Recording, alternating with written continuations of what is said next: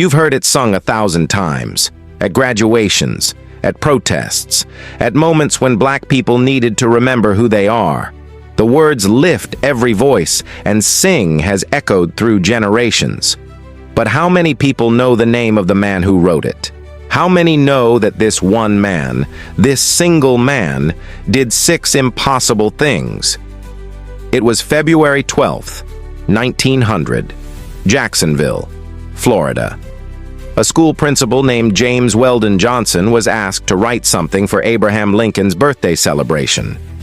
500 children were about to perform, so he wrote a poem. His brother, John Rosamond Johnson, composed the music. According to the NAACP and PBS documentation, those 500 children performed "Lift Every Voice and Sing," and history changed before anyone noticed. The children kept singing it. Teachers taught it to other children. So it spread like a prayer through the South. Within 20 years, it had crossed the entire nation. In 1919, the NAACP officially adopted it as their anthem. But James Weldon Johnson, history forgot to mention his name. This is what they don't teach you. That same man, the one who wrote the Black National Anthem, also became the first black man admitted to the Florida bar since Reconstruction in 1898. He didn't just write laws, he practiced them. According to legal documents and the NAACP, he fought in courtrooms for justice while simultaneously creating the most powerful words Black America would ever sing. But there's more.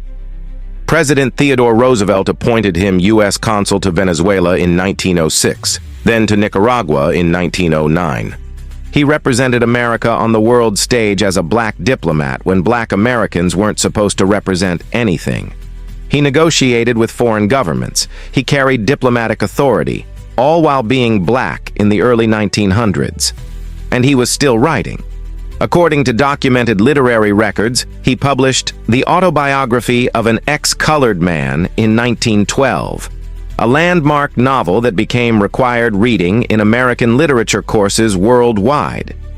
A fiction so powerful it made readers question everything about identity, race, and the possibility of becoming invisible in your own nation. In 1917, according to NAACP records and historical documentation, James Weldon Johnson organized the Silent Protest Parade, a march of 10,000 black Americans down Fifth Avenue in New York City.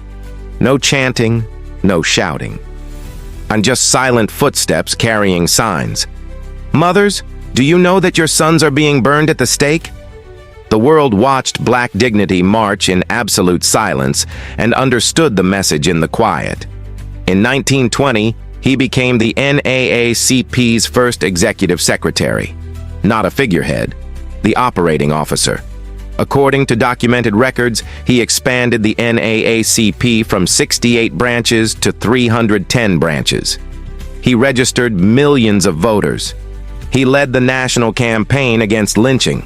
He traveled to every corner of the South personally, building a movement while his own life was under constant threat. He was also the first black professor ever hired by New York University. First black professor in 1934, at one of America's most prestigious institutions, while still teaching at Fisk University. But he edited the first anthology of black poetry ever compiled in America. He wrote novels. He wrote essays. He wrote poetry collections like God's Trombones that changed what poetry could sound like. He was, by any objective measure, a Renaissance man. One man. 6 impossible achievements. And how many people know his name? You sing his words every time you hear "Lift Every Voice and Sing." You benefit from his legal victories. You walk through doors he opened as a diplomat, as a professor, as a lawyer, as an executive leader. You inherit the movement he built. But his name isn't in the schools. His face isn't on the posters. His life isn't celebrated the way it should be. He died in 1938 at age 67, killed in a car accident in Maine. According to newspaper records and historical accounts, 2,000 people attended his funeral in Harlem. 2,000 people showed up to say goodbye to a man who changed the world. But outside of that moment, silence. The same silence he had marched with in 1917. This is what erasure looks like. It doesn't just happen to the forgotten. It happens to the extraordinary. The ones who did so much that we don't know where to start remembering them. We remember the anthem. We forget the architect. We sing the words without knowing the wordsmith. We march in silence without knowing he taught us how. Here's the most dangerous part. If we don't know James Weldon Johnson's name, how will we know the other names they've hidden? How many more extraordinary black creators are we sleeping on? How many more geniuses did history erase because we were too busy celebrating the watered-down version of their work? He didn't just write an anthem. He wrote law. He carried the banner of the nation as a diplomat. He built institutions. He marched in silence. He taught at universities. He created literature that still moves the world. His name was James Weldon Johnson. Remember it. Follow for the creators they erased, because there are hundreds more.